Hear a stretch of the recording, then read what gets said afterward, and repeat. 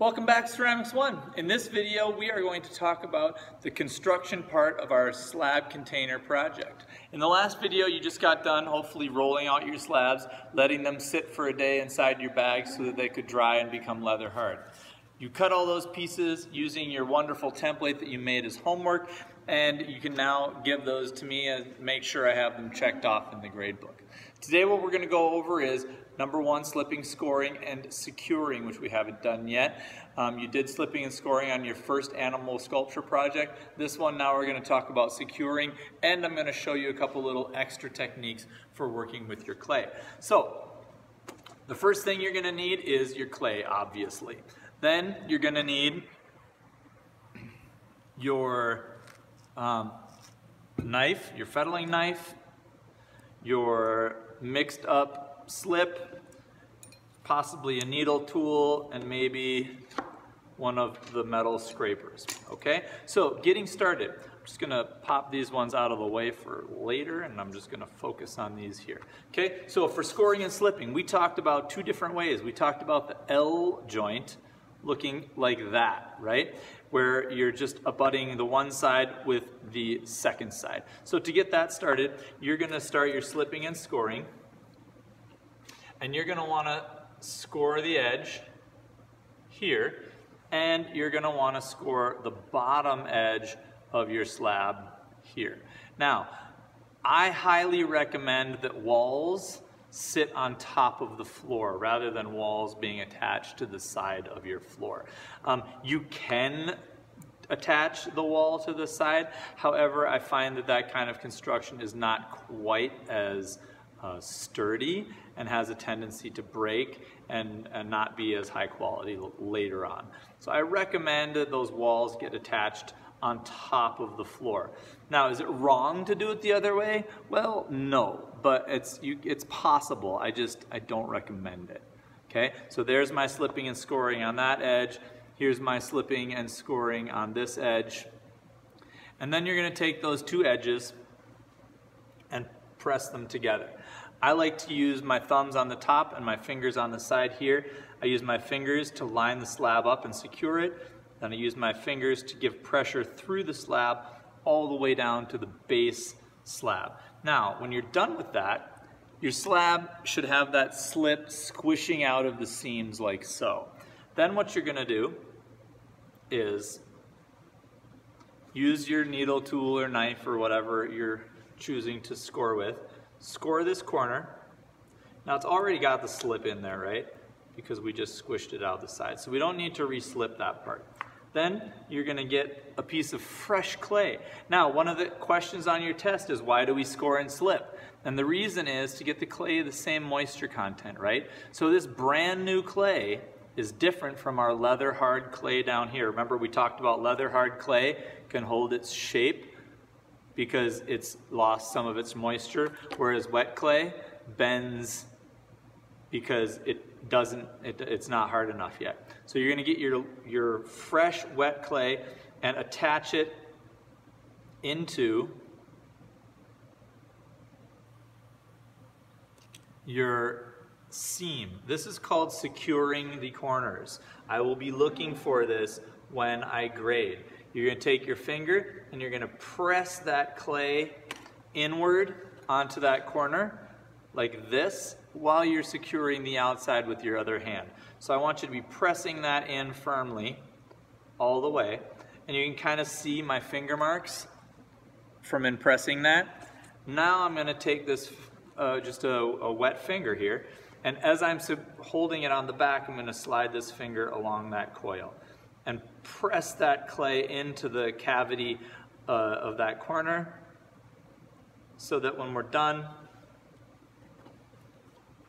it looks something like that. Now, I will be grading you on whether you've got a secured corner on every inside edge, okay? So make sure you do that. So that's just how to secure our one basic L joint, okay? Now, if you want to do a 45-degree angle, we talked about a mitered joint. You can take your slabs, line them up, use one of your slab rolling spacers, hold it about a half an inch to an inch away from the edge, use your fettling knife, hold your fettling knife on a 45-degree angle so that when you're holding it,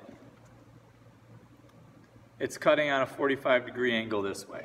Okay, so I'm going to hold that 45-degree angle, and I'm going to slice through the edge of my clay. Now I'm going to stop halfway and draw my knife out this direction. Then I'm going to start from the other corner, 45-degree angle, and cut through the center like that. So I get that piece to come off, and that little corner is now gone. Now, the reason why I pulled out halfway there is because if I just take this and I cut all the way off, what usually happens is the corner comes off like that, and it damages the edge right there. It damages the edge of your clay. So that's why I start from halfway in, or sorry, from the outside edge, take it halfway out, and then cut the other halfway. Okay, now I've got these two 45-degree angles on here, and these two 45-degree angles are going to come together nicely to make a 90-degree corner. Okay, now here's another little trick for you. You can do this with an L joint too. You can do your scoring, and depending on how big your slab is and how watery your slip is, you can slip it like that, okay? Then you can go back over it just to make sure and double score it.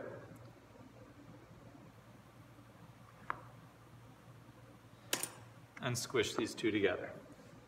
Okay, now just like our L bracket or our L joint, you do still need to secure this with a soft piece of clay, a little coil, in that joint, or it will break apart. Okay? If you don't secure your corners, they will break apart. So here's my fresh clay to secure the corner. Whoops, wrong tool.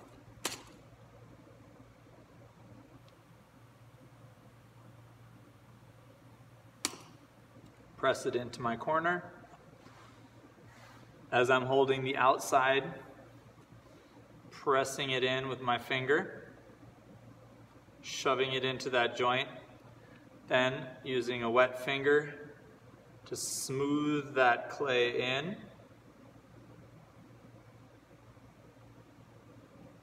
So that the finished look is pretty much the same as an L joint, but then your measuring can be different.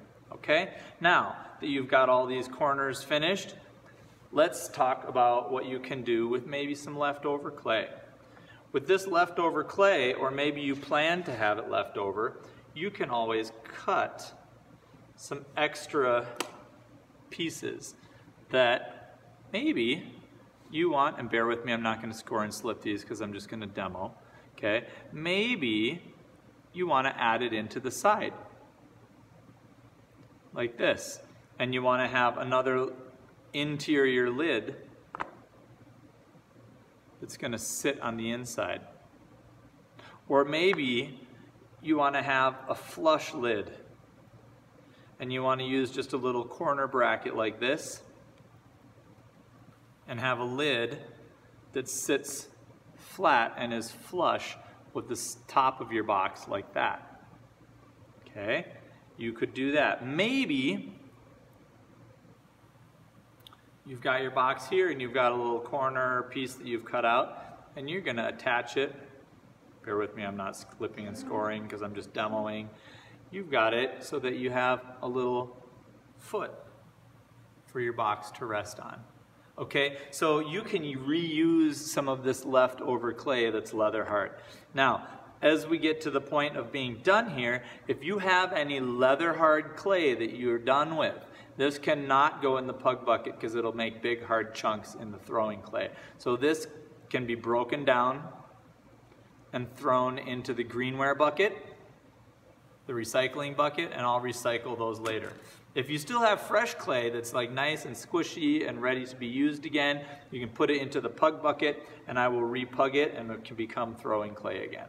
Okay, so today what you're working on is you're taking all your old slabs that you had made up in your previous video and you are attaching them together to make the finished box. Taking into consideration nice square corners, nice smooth construction on the bottom, nice lid that is locked in whatever your locking mechanism.